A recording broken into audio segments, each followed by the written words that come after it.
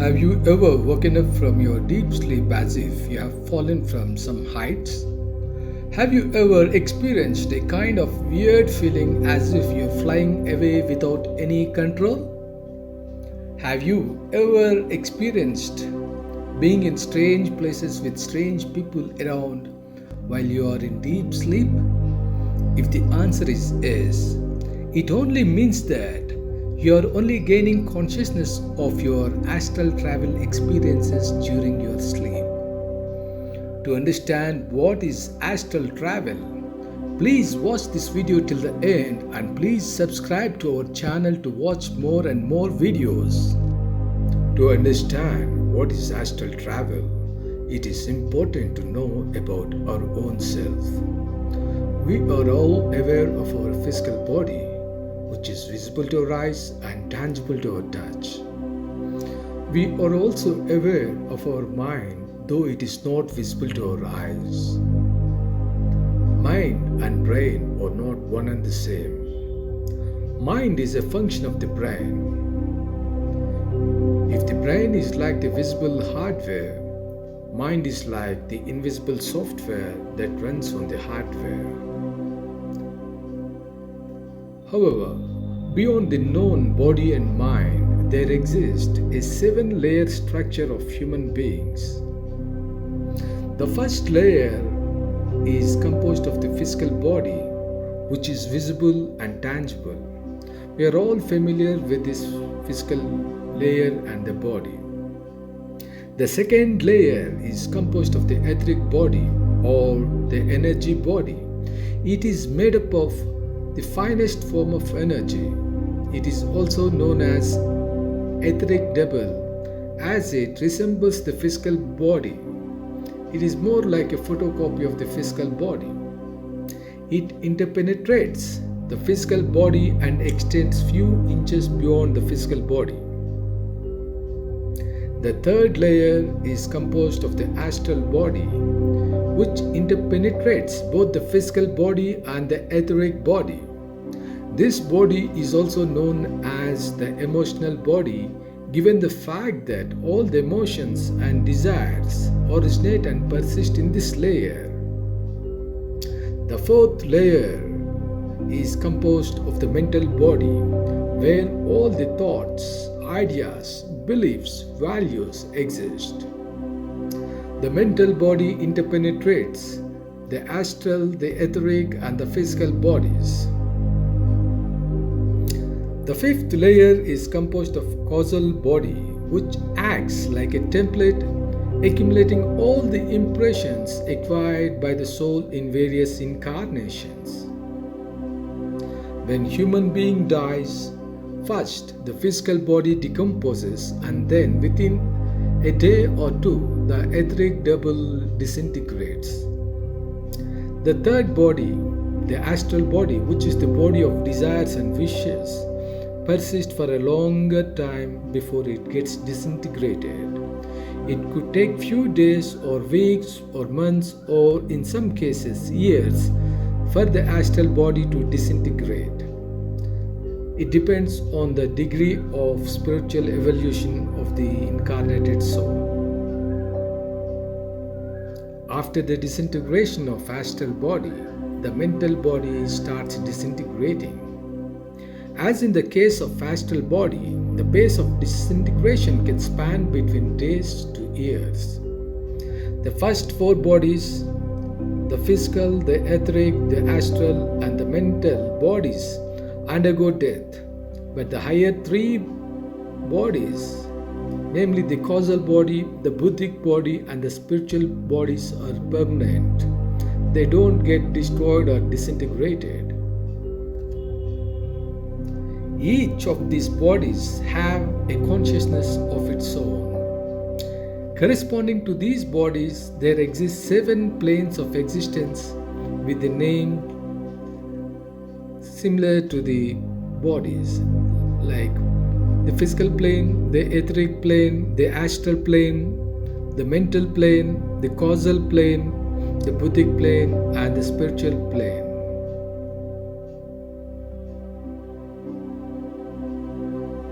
These bodies or built from the stuff of the corresponding plane. For example, the physical bodies are made up of matter derived from the physical plane. When the physical body dies, the matter gets integrated with the matter of the physical plane. Similarly, astral body is made up of stuff derived from the astral plane.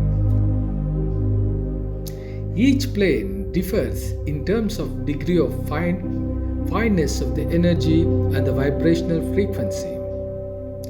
At one end, we find the physical layer containing the densest form of energy, that is the physical matter. It has the lowest vibrational frequency, and at the other end, there exists the spiritual layer which has the highest vibrational frequency and the finest form of energy. The layers in between, the physical and the spiritual, have different degrees of vibrational frequencies and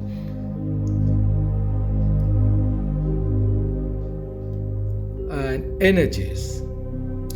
With this essential knowledge in mind, now let us try to understand what is astral travel.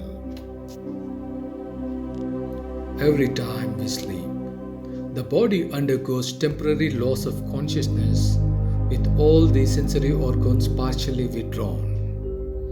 While the body enters into sleep state, the astral body ventures out of the body and wanders in the astral plane. This happens every time we sleep. Sometimes some of these experiences are registered in mind and we can remember these experiences vividly even after waking up from sleep. Whether the person can remember these astral experiences or not depends much upon the level of spiritual evolution and growth of the person. Astral travel is both involuntary and voluntary. People with experience in astral travel can make voluntary astral trips both during sleep as well as in meditation. In astral travel, we can visit any place, any person, just in a matter of milliseconds. Space and distance are not a constraint. The moment we intend, it happens in fraction of seconds. It is not just a travel in space, rather it can be a travel in time axis. You could visit distant past or project yourself into future. With the ability to travel in space and time in astral plane, we can gain first-hand and direct access to information anywhere, anytime. Many beginners or untrained astral travelers fear astral travel trips because they fear that they may never return to their body. But the fear is baseless. No matter how far you travel in space and time, the moment the body detects a threat, either in the form of a damage to the physical body or any external invasion by another soul, the astral body returns to the body in a matter of split seconds. The astral body is connected to the physical body by a silver cord. Only at the time of death, this silver cord is cut off, separating the astral body from the physical body permanently. So, as long as the silver cord is intact, astral travel is completely safe. Now, I shall narrate some of my astral travel experiences. My first astral travel experience happened when I was about 16 years old. It happened one night when I was in deep sleep. All of a sudden, there was unbearable rumbling noise in my ears, almost the ripping of my eardrums. The noise is that of gushing winds. I was in great panic. I felt as if I'm floating in the air in complete darkness. I was beginning to feel weightless. After a while, the noise slowly subsided, and now I was engulfed in deep silence. Slowly, my body began to drift towards unknown places. I reached a place where I found a kind of ruined house. I found a wall there upon which something is written. I was trying to read it, but I could not. And on the floor, I found a piece of worn out paper upon which something is written. I could not understand anything. Suddenly, I felt perhaps I have died. With this feeling, I became very panicked and I began to worry that soon my family members might cremate my body thinking that I am already dead. At this thought, I fell back into my body with a kind of jolt, with a feeling of falling down from some great heights. I woke up from my sleep, totally trembling.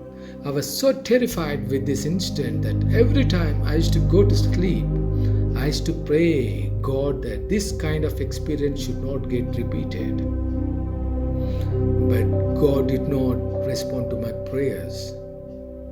Hence, every now and then, I used to get involuntary astral travel experiences, and gradually my fear of astral travel vanished.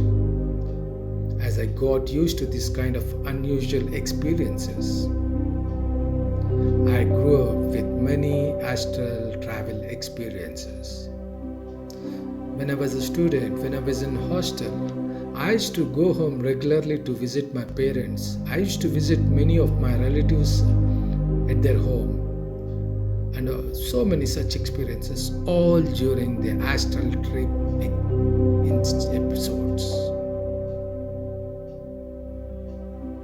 Now, I would like to narrate a couple of my astral travel episodes, which are not only interesting but also very significant from a research perspective.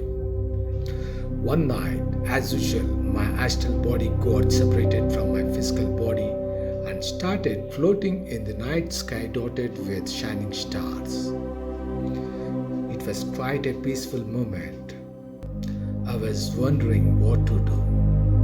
Suddenly, I felt a strong urge to see my spiritual guru, Grandmaster Che Kok Sui, who lives in Philippines. He is the founder of modern pranic healing.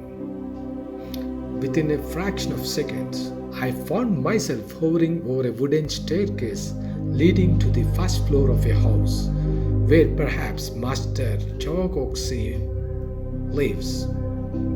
I was standing right in front of the closed door. Upon my arrival, the door opened by itself. Wow! Inside the room, I saw the master sitting on his bed facing the door. His eyes were closed and he was in meditation. He was in total white clothing. There was a kind of divine radiance emerging from him. Upon my arrival, he lifted both his hands and did namaste without opening his eyes. I too did namaste to him. With this, I drifted out automatically and the door got closed. I found myself back in the same place where I started off my journey to my master's place. Wow, what a kind of experience! Though my encounter with Master in the astral plane is momentary, the experience is thoroughly satisfying. I was very happy to meet my beloved Master. Thank you so much for such a wonderful experience and for allowing me to visit him in the astral plane. While still floating in the dark sky, I began to wonder what next. I began to think where I should go next. Immediately, a brilliant idea flashed into my mind. I thought, how about going to Tirupati and have a peaceful, heartful darshan of Venkateshwara Swami, so that I don't have to stand in the long queues and wait for long hours to get darshan. Wow, what an idea! I opted for this idea because usually it is very difficult to have a heartful darshan during normal times given the fact that lakhs of people visit Venkateshwara Swami every day. Within no time, I found myself hovering over the Garbhagudi of the Tirupati temple. It was looking exactly the same as shown in the picture, and I was hovering just the way it is shown in the picture. I was thinking of entering into this shrine, not through the doors, but by penetrating directly into the temple through the top of this Garbhagudi where I was hovering. I was feeling so excited that I am going to have a wonderful darshan of Lord Venkateshwara directly with my eyes. As I did try to penetrate into the temple, a massive stroke of electric thunderbolt threw me off away from the temple, and I landed right upon my bed, trembling and shivering very violently. My dress was totally drenched with my sweat. My heartbeat was sounding more like a war drum. I got up and sat on my bed, not knowing what to do. I felt guilty for attempting something sinful, trying to trespass the divine boundaries. With this realization, I sincerely apologized to the Swami and asked him to forgive me. Now I understand that all holy places are totally protected to prevent intrusion of the evil and the unworthy souls. In another episode of my Astral Travel, I found myself going back into the times of Lord Buddha. I was standing little away from Lord Buddha, who is talking to his disciples. I could hear what he was talking to his disciples. He was holding a long sword in his hand, and he is saying that the sword is very blunt. There seems to be a sense of worry on his face and words about the sword being blunt. Looking at the situation, I decided to intervene and went close to him and politely said, "Swami, why are you worried about this sword being blunt? We can get this sharpened very easily. If you allow me, I will take this sword to the nearby town and get it sharpened." Even without waiting for his permission, I tried to take this sword from him. But the very touch of the sword ended up in slicing my skin at several places on my body. I was so shocked and confused about the sword being so sharp. Immediately I looked into the face of Lord Buddha and asked him, "Swami, how come you are complaining about this sword being blunt when it is so sharp that it is literally cutting my body?" And I continued, "Swami, how come you need a sword? You are a Buddha, you are a man of peace, and you preach peace. Why do you need a sharp sword?" To this, Lord Buddha laughed gently and replied to me, "I need this more than anyone else." I was shocked. Before the conversation could continue further, I woke up from my sleep abruptly as my doorbell was ringing continuously. I was so disappointed due to abrupt ending of my interaction with Lord Buddha. For several years, I was trying to understand the meaning of the story that this word is sharp and blunt. I could not understand the hidden meaning of this, but now I understand what it means. This is literally an instant that reflects astral trips into the distant past. One early morning, I found myself in a place which was getting hit by a massive earthquake. The buildings were shaking violently and collapsing. I could see many people running in panic. I understand that the place was hit by a massive earthquake. Suddenly, I woke up from my sleep. The time was around 5 in the morning. I woke up my wife and told that there could be a massive earthquake somewhere. My wife brushed it off, saying that it's just a simple dream. After some time, when I switched on the TV, there was a big breaking news.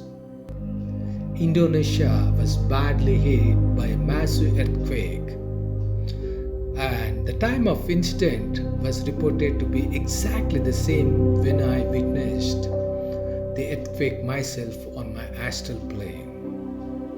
This is an instance of astral trip in space on current time zone.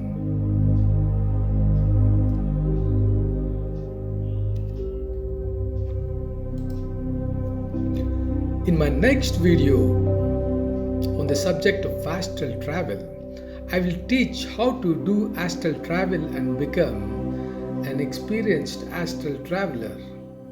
And I would also be talking about what kind of benefits to expect from astral travels. Keep watching my videos by subscribing to my channel Science and Spirituality. Thank you for watching my video. Your feedback matters a lot to me. Please leave your replies and comments on my video.